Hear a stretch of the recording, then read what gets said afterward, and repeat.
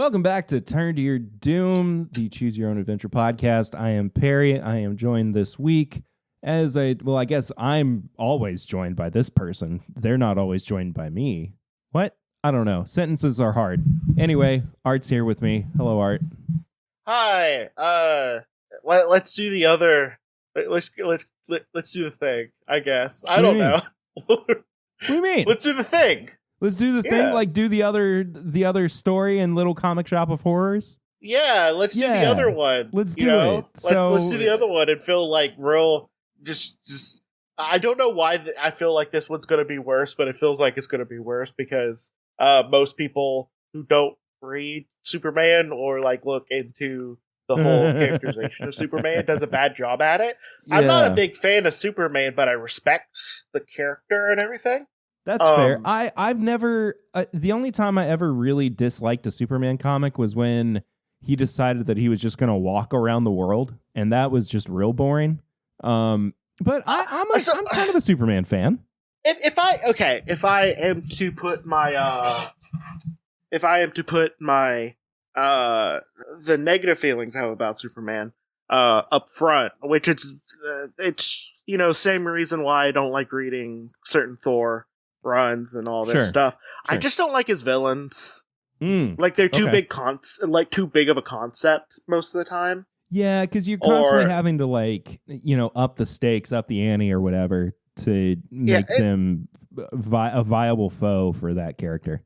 Yeah, I feel like Superman's best when he in his smaller stories, and like the whole 100%. Thing, like you have to stop the person who shrinks people down type thing, or you have to stop a capitalist or whatever. And it's don't get me wrong, I do like some of his villains and stuff like that. I'm just not a big fan of his villains, and I'd rather read contained small stories of Superman than smaller stories than I would to read a ongoing series. Yeah. Superman Lost, which is running right now, I think it's about an issue or two away from its conclusion, is really, really good. It's about Superman going out on a mission into deep space, and in Lois Lane's time, he's gone for about an hour, but in his time, he's gone for 20 years.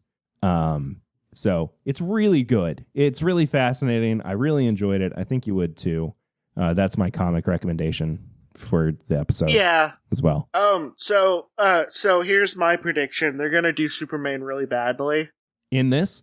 Yeah. Yes. We're gonna find out together. Well, okay. Well, sorry. One other thought. Okay. I'm sorry. I have thoughts. The other thing though that I have feelings about is that Superman pastiches, or first off, most of them are a dime a dozen. There are good versions of it. I feel like a Blue Marvel, Hyperion, the Squadron Supreme, not Squadron Sinister. Yeah. And I think Omni-Man, and I like Omni-Man, which is probably one of the only, I think, good evil Superman concepts that I like. Okay. While also you have on the same hand Invincible, who is also Superman, pastiche kind of. Yeah. Omni-Man, I feel, is literally one of the only good evil Superman pastiches. That's fair. Or that's fair. Homages. Yeah. And then you also have Irredeemable, I forget what the guy's name is, but that's also a decent evil Superman pastiche. Cool. As well. But there are good ones, just most of them suck. Yeah. And really bad and don't get the point. Even the ones that DC does every once in a while. I'm not saying the Injustice Superman is not bad necessarily. He's okay. I think he's better in the video games than he is in the comics. Yeah, he's in the comics. He's too overblown. Do bad. It's a little too much. Yeah. But yeah, there's a lot of interesting stuff. I feel like they're gonna do a bad one here. They're gonna go overly Boy Scout probably. Oh, okay. Well, I'll give it a shot. But or they're going to do a bad one. I don't know. We'll all find out together. Just like we're going to find out together where this insane story is going to go. To catch anybody up who may have forgotten from the last episode, we have been transported into a comic book world. We have run across a schoolmate of ours. Their name is Wally. They're the only ones who have the magic words to get us from one world to another. We asked them what those magic words are, and they are guest shot. So on the last episode, we said guest shot. We went to ballistic bug, which was just a Spider-Man. Not even an homage, just a ripoff. I don't know. Like it was a weird one. Like I guess it was Spider-Man kind of, but like that was the idea. I think. I don't think they did it well. No, not particularly. Not particularly. Instead of going into Ballistic Bug's world, we're going to go into Super Doer, and we're picking up on page 104 of Little Comic Shop of Horrors. Guest shot, you yell. When you open your eyes, you're standing beside an office tower that's still being built. The crowd is gone. The robot is gone. You're all alone. This is bizarre, you mutter. A voice suddenly yells, "Heads up!" Of course you look up. A falling brick hits you right between the eyes and bounces off. You goggle in disbelief. That brick should have killed you, but it felt like a leaf being blown against you. You look down at yourself. Hey, you've grown up. You have all kinds of muscles, and you're wearing what looks like purple long underwear with a big yellow SD on the chest. You not only switched comics, you turned into Super Doer. Cool. I've got to find a steel bar, you exclaim. Can I really bend it with my bare hands? There's so many other things you could do. Use your X-ray vision to look at the girls' locker room. Okay, Porkies.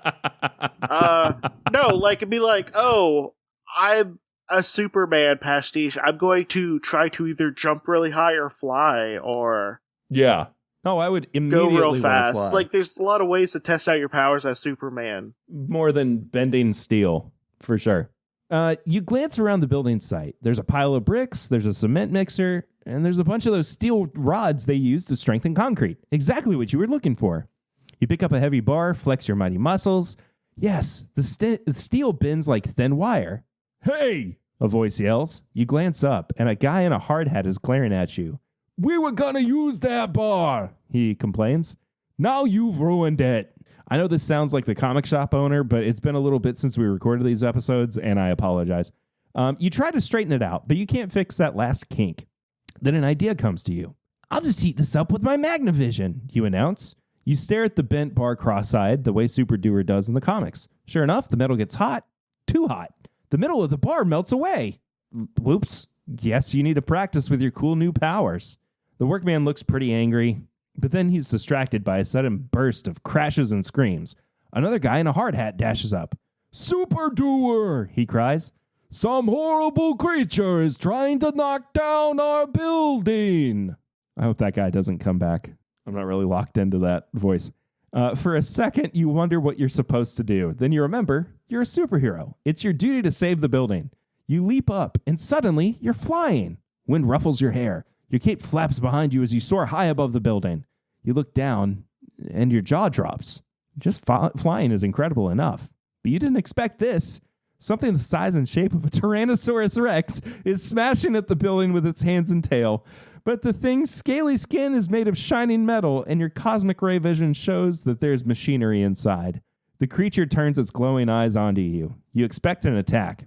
Instead, the robot dinosaur says in a whiny voice, "Oh, great. Now I've got Super Doer after me." You skid to a stop in midair. You know that voice. Wally? You cry in disbelief. If you try to talk things out with Wally, go to page 25. If you'd rather fight him, go to page 102. Okay. Dude. Okay. Okay, so are you having fun? I know you are. Okay, so here's for one thing, I wanted to see, where it would go first before I think. Like steel, like a steel reinforcement bar. Like it doesn't have like a lot of like it takes a little bit for metal fatigue to kick in. So if you can bend it one way, you can just straighten it out. Like you could do that. Actually, you could do that by hand. I don't know about you, but like there's a whole thing about leverage.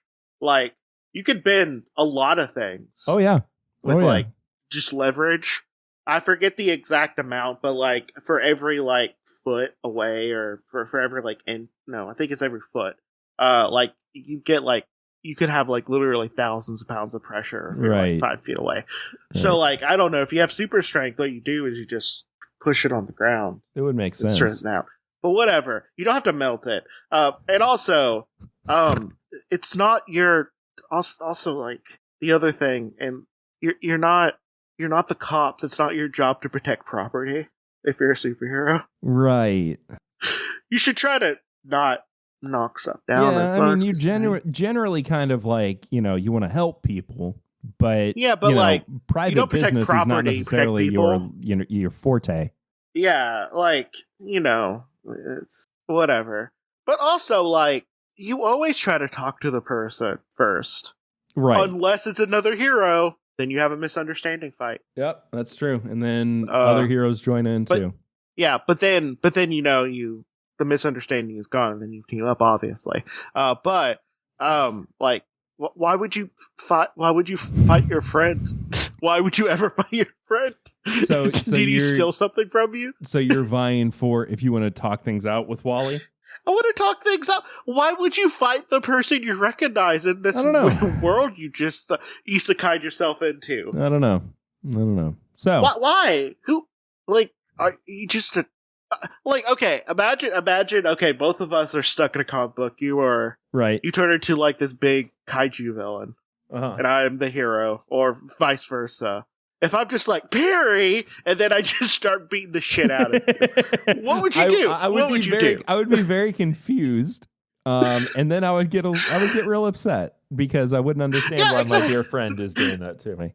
But whatever. Okay, let's help Wally out. Right. I'm just thinking like why would I don't know. I don't know. This is just a bad choice. This is a bad choice to put in. Fair enough. You float in the air in front of the metal monster's face. It sort of looks like Wally, except for the size and the flashing red glass eyes, the metal scales, and the giant teeth. And it certainly sounds like Wally, only louder. I can't believe that the first time you switch, you become a hotshot superhero, he whines. Guess I'm just lucky, you reply. But you shouldn't feel too bad. Being a monster is better than being a stupid sidekick. True, Wally agrees. It is cool being a giant monster. A huge hand flashes forward to pluck you out of the air.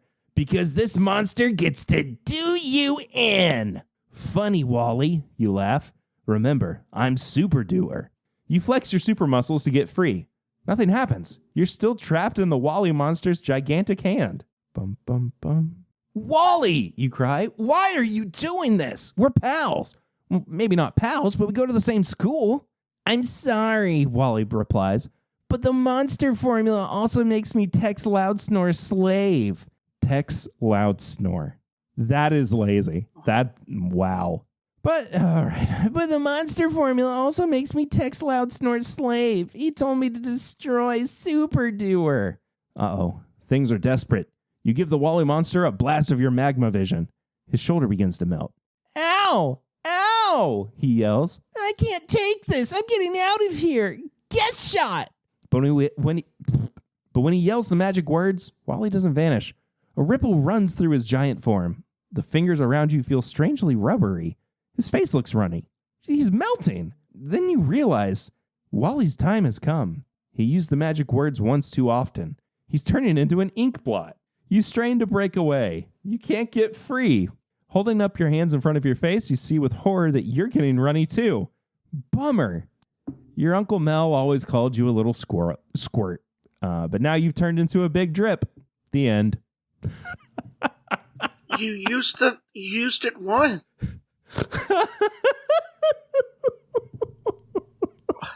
What? What? Oh, that's bad. That's a bad ending. So that's okay. So if we were how many? So that was we did 1, 2. That would have been the third choice if we were to go to just the Super Doer route. Yep. You're right.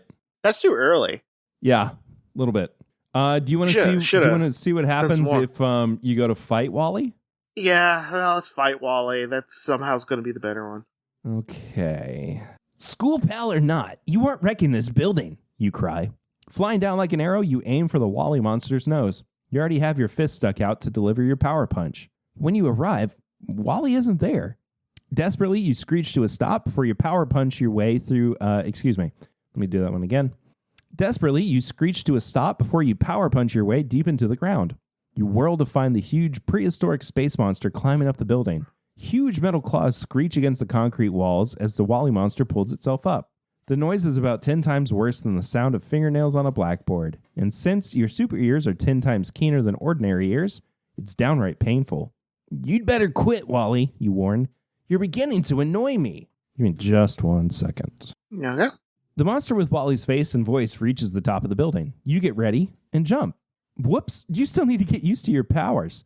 You overshoot the building, speeding high into the sky. Spinning in midair, you charge back. The Wally monster has reached the top of the unfinished building. Your fist goes back for your power punch. This time you won't miss. As you zoom down, the Wally monster grabs a big steel girder that sticks up from the top of the building. Tearing the girder loose, he slings it over his shoulder like a club. Or whack! Too late. You realize Wally was holding the girder like a baseball bat, and he's using you as the ball. You grunt as the steel beam strikes you. Even with your super skin and maxi muscles, the impact knocks the wind out of you. Wally's swing also knocks you out of the construction site. Tumbling helplessly, you streak toward the horizon like a line drive. What words, RL? You spin out of control thanks to that shot from Wally. Wind blasts past you, making your cape whip about until it wraps around your head. You're ready to barf from all the tumbling, and your cape is blinding you. Wait a sec, you're Super Doer, and Super Doer can see through things with his cosmic ray vision. I kind of see where this is going. You try that slightly squinty look that Super Doer does when he uses this power. The good news is that you can now see where you're going. The bad news is that you're about to crash into a building. To use your flying powers to veer away, turn to page 36. If you'd rather rely on your super skin and maxi muscles to get through safely, turn to page 94. Let's try to use our bod. Ooh. All right. Now this sound effect that RL has written is spectacular. Kerwham! K-E-R-W-H-A-M. Fantastic. You hit the wall with a tremendous crash and keep on going. At least your cape is off your head now. Bang! Crash! You smash your way through other rooms in the building, but your super skin isn't even scratched. Amazing. You thump through one more wall before you come to a stop. Time for a little payback. You rocket out through the series of holes you already made in the walls. Quick as a flash, you zoom back to the Wally monster. Pow! Bop! Biff! You unleash your power punch on Wally. Hey, ow, no fear, Wally whines. It's not my fault. I didn't want to be a monster. Tex Loudsnore turned me into one. Tex Loudsnore? Wait, hold on. Tex Loudsnore, you repeat. Not only is he the top villain in Super Doer comics, he's also a mad scientist. Just the guy you need. You eye the Wally monster suspiciously. Why didn't you ask Tex Loudsnore to get us out of the comic book universe? You demand. I didn't get a chance, Wally replies, sulking. The second I entered his lab, he got me with That is hard to say. The second I entered his lab, he got me with creature creator juice. Sounds likely. Go and turn yourself into the police, you order. I'll deal with Tex Loudsnore. Leaping high into the sky, you head for Mount Skull. Brother. In the comic, Super Doer never managed to find out where his arch-enemy's hideout was. But since you read the comics, you know exactly how to get there. Minutes after leaving Big City, Big is spelled with 2 G's. Fantastic.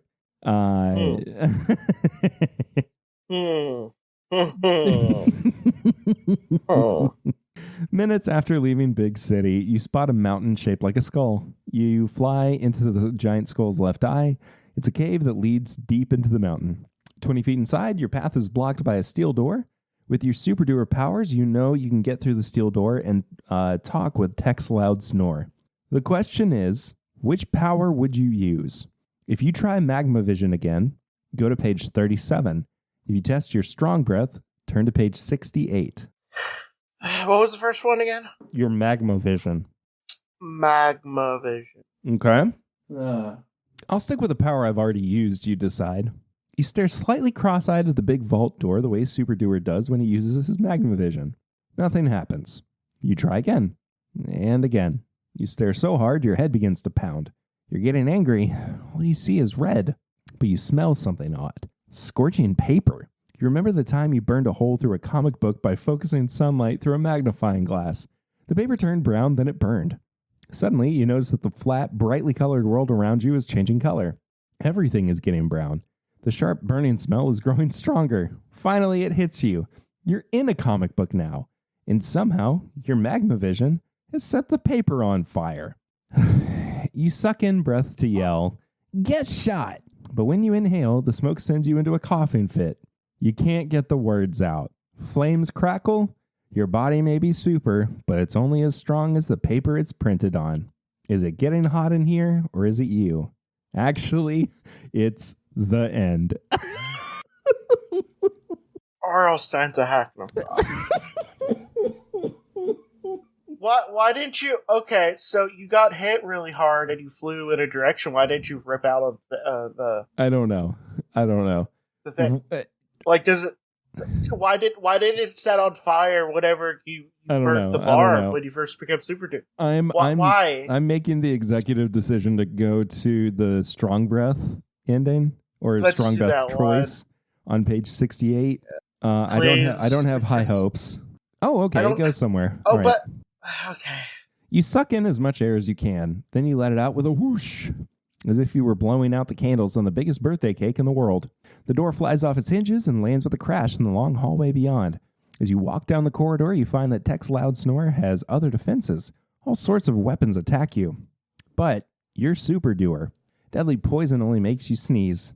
And Tex Loudsnore's disintegrator beam merely gives you a terrible itch. Wow, you exclaim. This is incredible.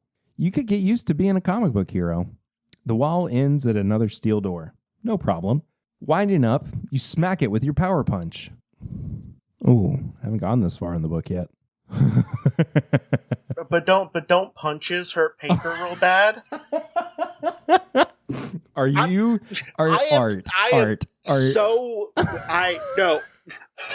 No, okay, you can't change the rules. You can't change the rules in the middle of your book. I understand. I understand. You can't. Things are about to get even crazier. The solid steel feels like silly putty under your fist. You keep pounding until you tear a hole through the door. Then you use both hands to rip an opening large enough to walk through.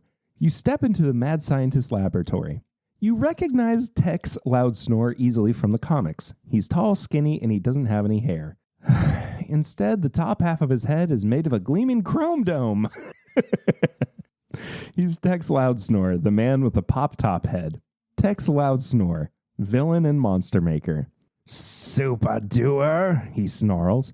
I don't know how you found me, but my latest invention can handle even you.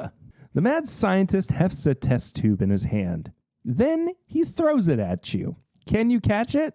To find out, hold a 12-inch ruler straight up with your thumb and forefinger on the bottom of the 1-inch mark. Open your fingers to let the ruler drop, then catch it again. If you catch the ruler between the 1-inch mark and the 9-inch mark, go to page 114. If you catch the ruler between the 9-inch mark and the 12-inch mark, go to page 105. If you don't catch the ruler at all, try again. Oh my God, Do you have a 12-inch ruler nearby? No, I don't. Do it in your mind. Okay, I just want to say, hey, Art, just put a bunch of bleeps here. I don't even. Actually, I could say, I'm going to say an actionable threat and then bleep it. Yeah, that's what we're going to do. Okay, Oh, I want to remind people, we are going to do this book eventually, but there is a fat-shaming choice in one of these. Yeah. Yeah. It's just like, yo, are you, XY pounds or above or something? Like, take your... Like, I think it makes you do a math problem, and, like, if you're above this weight, then blah, blah, blah, and it's just like... And if I remember correctly, if you are more than that weight, you get an ending. Yeah. So... Yeah, I'm gonna say, I have some reflexes. What's the second one? The second one is you caught the ruler between the 9-inch mark and the 12-inch mark. Okay, so that'd be late. I actually have better reflexes than I think I do. So let's do the first one. You catch the test tube, but the top pops off. Poof! The world disappears into a puff of purple smoke. Your skin begins to crawl. Your bones ache. Then the cloud disappears. No, it's just down around your middle. The lab seems smaller. No, wait, it's you. You're growing. The purple cloud is further down, and the roof of the cave is coming closer and closer to your head. That's 90 feet high, you think. That makes me. Your thoughts get jumbled as your head bumps against the ceiling of the cave. You close your eyes, bracing yourself to get swatched against the roof. But it doesn't happen. You've stopped growing. Looking down at yourself, you realize you've changed. Your skin is green and scaly, and you have a thick tail. Gulping, you run your fingers over your face. Oh no, bulging eyes, scales, sharp teeth, tusks? Tusks?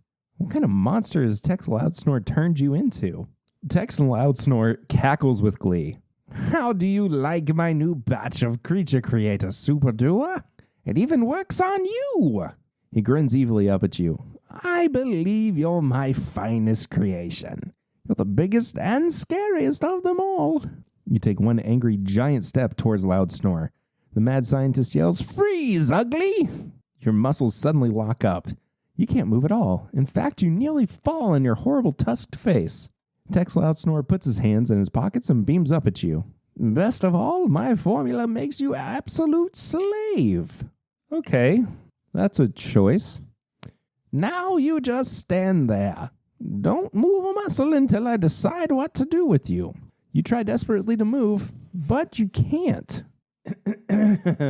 Whistling, Tex Loudsnore putters around the lab. He walks past you as if you were a huge statue. You can't even move your mouth to say the magic words that would whisk you out of here. Now he's working on some sort of formula. Smoke wafts up to the ceiling of the cave, right past your giant nose. The smell is nasty. You twitch your nostrils to keep from sneezing. Wait a minute. Tex Loudsnore told you to not move a muscle, but you moved. Maybe the formula doesn't work as well as Tex thinks. Maybe this absolute slave thing is fading away. What if this absolute slave thing is definitely not a psychosexual thing? Yep. Oh, jeez. You decide to test your theory. Hacking a fraud. You decide to test your theory. You try bending the little finger on your right hand. Of course, now that little finger is 4 feet long. The finger finally bends. Next, you work on your hands and feet. Finally, you turn your head. The mad scientist is still working. He hasn't noticed. How are you going to use your freedom? If you jump Tex Loudsnore, turn to page 73. If you keep still and spy on him, go to page 62. Let's keep still and spy on him. Okay. Pretending you're still frozen, you watch Loudsnore work at his computer. The huge, complex machine even speaks. New data New data entered from manipulation of transuniversal phlogiston, the computer reports. Huh? Oh, well, just because the computer can speak doesn't mean you can understand it. The mad scientist turns to you. I've decided what to do with you, he announces. I've sent for another of my creatures. I'm going to send you both to destroy Big City. You can't keep still any longer. This calls for action. You wait until Loudsnore turns his back. Then you lean down and scoop him up. In your dreams, Loudsnore, you growl. You can't do this, Loudsnore sputters. I control you. Wrong, you reply. Right now, I control you. Well, this is pretty excellent. First, you tell him, I want you to change me back to Super Doer. You figure it would be a good idea to have superpowers while dealing with Tex. And next, but your next demand is drowned out. Thunderous footfalls echo throughout the cavern. See, you didn't bend down and press X while he wasn't aware of you, so you didn't do the lethal takedown in time. I mean, the non-lethal takedown. Right. Yeah, the silent.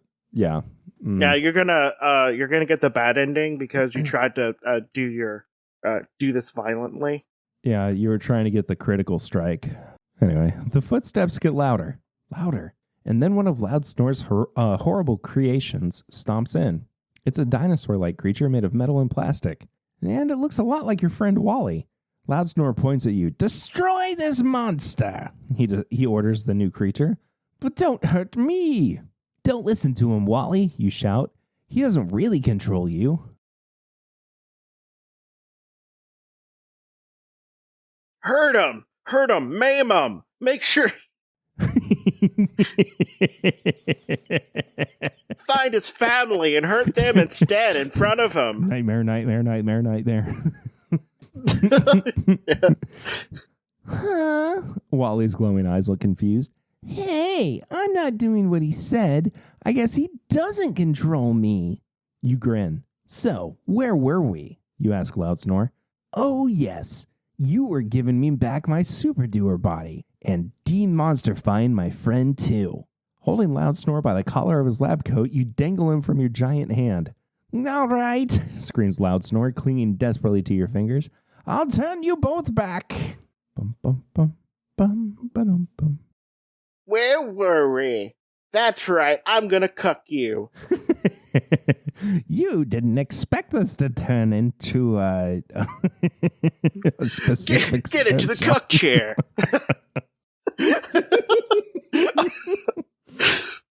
No, someone,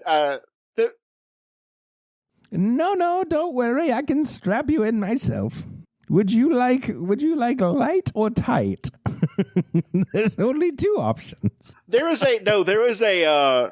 was a post somewhere, I forget where, but someone was pointing out, like, why do hotels always have cuck chairs? And it's just like, That's sometimes incredible. people want to sit in a chair, it doesn't mean they're getting cucked. Fair enough. I do like that someone outed themselves, though. Because, like... You set Tex Loudsnore down. He runs over to one of his lab tables, and while he mixes chemicals, you keep an eagle eye on him. Wally slides up to you. Do you trust Loudsnore? He whispers. I mean, he's a villain, a bad guy. He's also a mad scientist, you point out. You said that's what we need to get home. You trust him if you want to, Wally says. I am out of here. He takes... Oh my gosh. He takes a deep breath and then hollers, Guess shot! But instead of disappearing, Wally clutches at his throat and screams. He falls back against the wall. Then his body begins to melt all over the rock. Horrified, you step toward Wally. He frantically waves you away. His screams turn to bubbling moans. The blot, he coughs out. I tried to jump once too often. I'm turning into an ink blot. It's too horrible. You squeeze your eyes shut. When you open them again, all that's left of Wally is an enormous stain running down the wall and onto the floor. Tex Loudsnore stares from you to the blot that Wally has become. There must have been something wrong with that batch of creature creator, he declares. I'd better run some tests on you. We don't want anything to go wrong when I change you back. The mad scientist turns several weird instruments on you. He frowns. My Phanopticon is getting odd readings from you. My formula reacted very strangely with you. So? You demand. Loudsnore licks his lips nervously. Well, I can give you back your Super Doer body, but to do the job, I'll have to take your superpowers away. Well, you start to say. Trust me, I know what I'm doing, Loudsnore assures you. He starts mixing ingredients. In about a second and a half, he has another test tube in his hand, ready to throw. Wait a second, you think? How do you know what he's got in there? How do you know he's not going to turn you into something even worse this time? If you trust Loudsnore, turn to page 22. If you don't... Let's not trust him. We did threaten to cuck him just now, so... Turn to page 64. And not everyone's into that. Don't trust him. I don't think he's into it. That is true. That is a very good point. And I don't want that. I in particular am not. Why should I trust you, Loudsnore? You demand. How do I know what's in that test tube? I've got a Super Doer robot you can test it on. Golly, Tex Loudsnore suggests. I'm doing too many voices, and it's also messing with my ability to read. So that's good. You shrug. Sounds reasonable. Where is it, you ask? I keep it in that special box over there. Loudsnore points to a man-sized metal container by his lab table. Okay, no. Okay. I wanted to... I swear, I'm not trying to do that thing where be like, ha ha ha ha, everything is sex, ha ha ha. I'm trying not to. There's too many things here. Like, there's a man-sized cage there. Like, in the place that metal container. Like, okay, could it be because he needs to capture people to turn into monsters? Yeah, but he didn't call it like, right.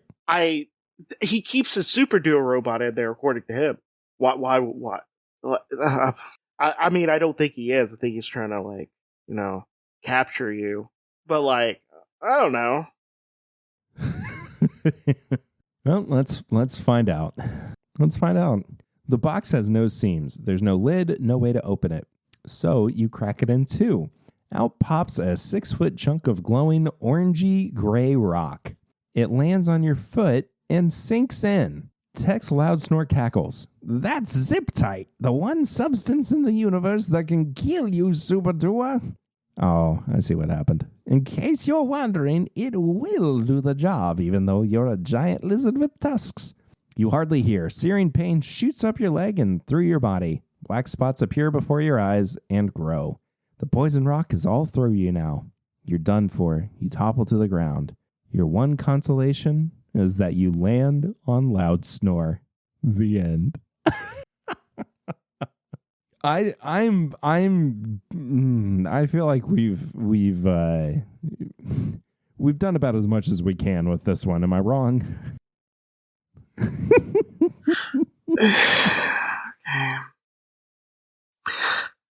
You're not wrong. It's just like you choose the thing like, I don't trust you to avoid getting killed, I guess, by him. So you imagine you wouldn't trust him again in the same choice. I feel like you're choosing the trust him choice, but you're putting, I don't trust you at the beginning, and then you trust him. Well, either way, I'm I think I've whatever. I'm done. I don't want to do this again. This is bad. This makes me not want to do this podcast. Almost. I'm joking. Well, we're but also, this is bad. This is one of the worst. On. This is one of the worst ones. Come on. This is fun. This is awful. Oh, it's pretty bad. Yeah, it's not great. It's not great. But maybe next time that I read one, it'll be a better result. And you can find out the next time that we're going to be doing an episode by following on social media. What's the handle? Yeah, it's something. It'll be in the description. Or establish that at Turn to Your Doom Pod or something. Yeah, so go do that. Go support the show. Patreon.com/alphabetflight for all the things that Art does. And we should also have turntoyourdoom.tumblr.com by the time all these episodes come out. And I do believe that does it for this episode, this edition of Turn to Your Doom. Until next time, choose your own super powered waste of time. What? That doesn't even make any sense. Good night, everybody. Yeah. That's enough. Bye.